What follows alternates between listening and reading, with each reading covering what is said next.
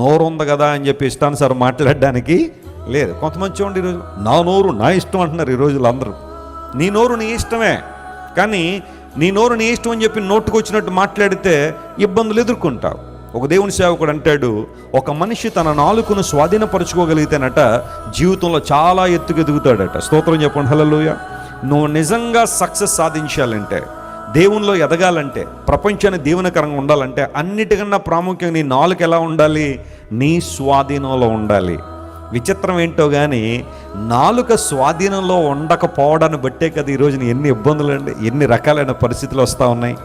ఈ నోరు ఇష్టానుసారం పలకడాన్ని బట్టే కదా అనేక మంది శ్రమలు ఎదుర్కొంటున్నారు. అయితే పరిశుద్ధాత్మ ద్వారా మన నోటిని మనం ఎప్పుడు కూడా ఎలా ఉంచుకోవాలి? స్వాధీనంలో ఉంచుకోవాలి. ఏది పడితే అది మాట్లాడడం కాదు. మాట్లాడే ముందు ఒక నిమిషం ఆలోచన చేయాలి. నేను ఈ మాట మాట్లాడితే నా దేవుడు ఇష్టపడతాడా?